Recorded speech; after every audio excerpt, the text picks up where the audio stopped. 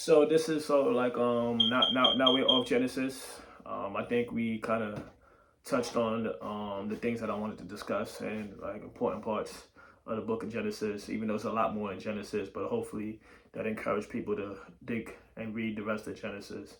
But now we in the book of Exodus, and we in Exodus. This is chapter 1, and we're gonna start off in verses 8, and we're gonna discuss where Pharaoh oppresses Israel. So this is verse 8, chapter 1. Now there arose a new king over Egypt who did know Joseph. And he said to his people, Behold, the people of Israel are too many and too mighty for us.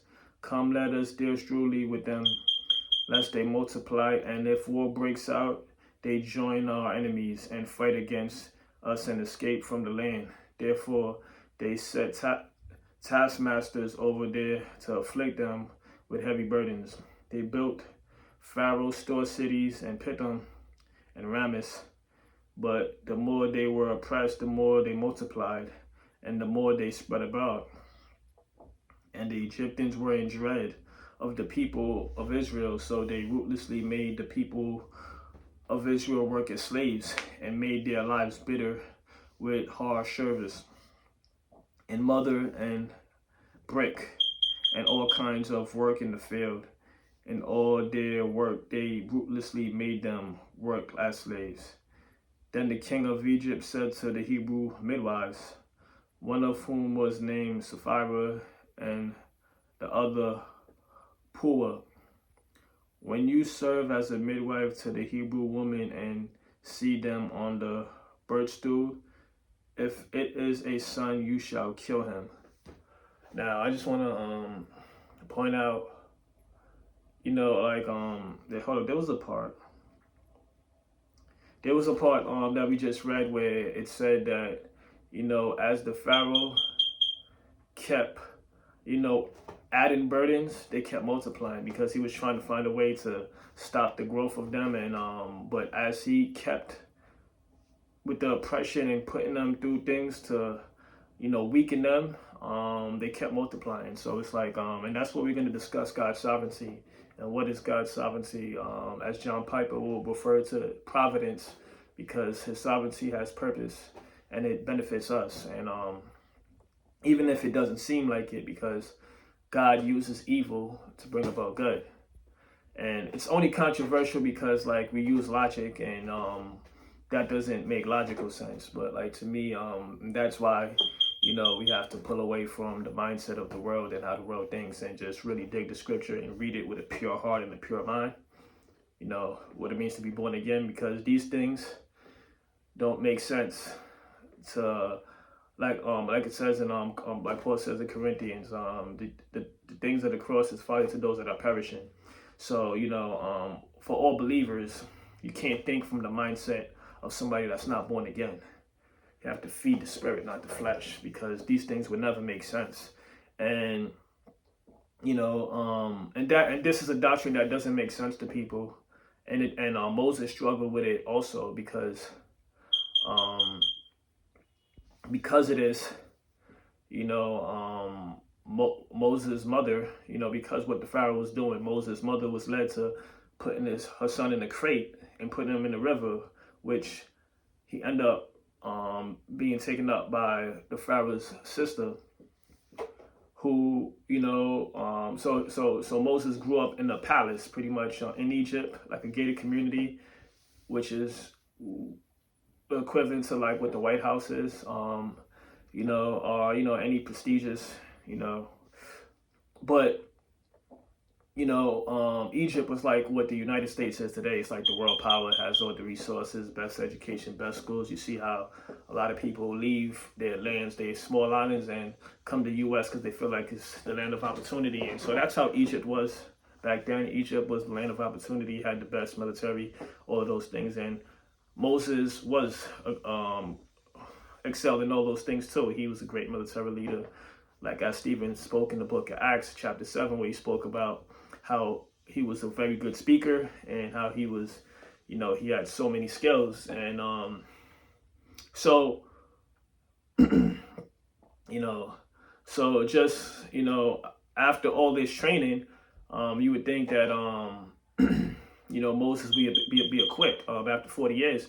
You would think he would have been equipped and ready, you know, to lead the people from Israel out of Egypt, but no, he wasn't. And the total amount of years Moses spent was 80 years, 40 in Egypt, and then Jesus took him from what we would consider the best methods for success.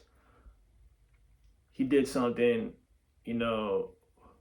strange, and he took him to the wilderness and had him attending his sheep. And he lived with his father-in-law, and we see something similar with Jacob, as we broke down Jacob previously, where he lived with his father-in-law for 20 years. So it's if you read chapter 5 of Romans, Paul was discussing like why God put us through trials, and with the purpose for trials is to build endurance, is to build humility. It's like if God gives you everything that you feel like you need, you're gonna feel like you don't need him eventually. The trials is what makes us, dig deeper and really fulfill God's purpose for us. And that's what Moses had to go through, because when Moses, his first 40 years, grew up in Egypt, he had all the accolades, he had all the best schooling, he had all the military badges and everything to his name. And he, like Stephen was speaking in chapter 7 in Acts, like Moses felt as if the people of Israel would have noticed that Jesus brought up like a prince, like a king, like somebody that's going to take over and lead, and people would bow and respect him. But that was the opposite of what Moses, and he was overwhelmed. Moses was overwhelmed because, what he felt like he was going to get based on all the training and all the accolades and everything he had when his first 40 years in Egypt, being brought up in the world, like the superpower of all, the best education, best everything, it was not good enough. People didn't really want to listen to him, and that's kind of what a lot of Christians go through today. All of us, we go through at a point where we sit back and say like, yo, why don't people encourage us when we are doing what's supposed to be done? They praise everybody else, but we're doing what's supposed to be done. We're spreading the gospel. They got people getting this, that, all these degrees, and they want to praise them like they royalty, but like we're doing what God called us to do, the Great Commission, and people act like it's not a big deal. But that's the same thing that happened to Moses. When you actually do what we're supposed to do, that's when you get the pushback, because to me, like Jesus says, a servant is not greater than the creator.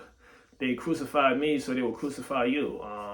They didn't love Jesus because his message was too peaceful, and it was too encouraging. It was too loving. It was too selfless. It was too, it didn't show no partiality. And people, our motives are selfish. Success, we want to be the best because we want to be better. We want a different type of treatment. We want respect. And it's just the opposite. So it took Moses 80 years for Jesus to be able to use him as a servant. It took Jacob, 40 years?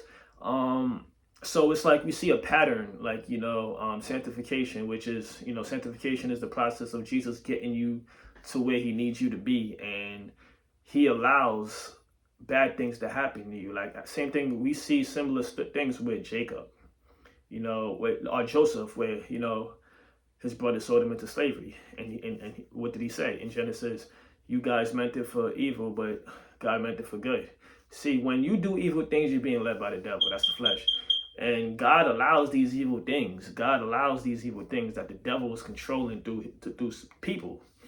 And his plan still fulfilled. That's why, John Piper like to reference it as Providence, because God's purpose is still being fulfilled when people do wrong things. So life would be so much easier for us, especially the youth. Mental illness would be less of a thing if, because a lot of people go to see a therapist and all that. Nothing wrong with that, but certain things about the mind that a therapist can't explain to you.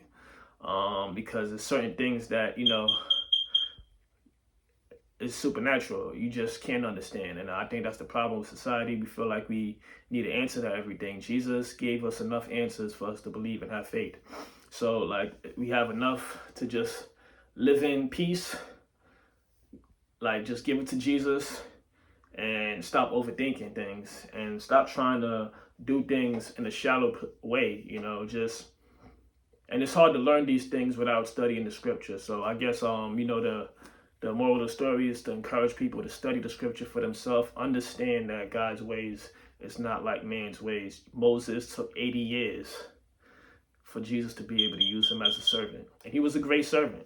So don't get overwhelmed when it seems like it's taking long. You know, maybe like, and then trials are coming your way and it seems like you can't get nothing right because trials keep hitting you. No, the trials are to strengthen you. All God's servants went through many trials before he was able to use them. Just think about it. 80 years before Moses was able to be used as a servant. And I think that's, you know, an encouragement for us as servants that, you know, it's a marathon. It's not a sprint, it's a marathon.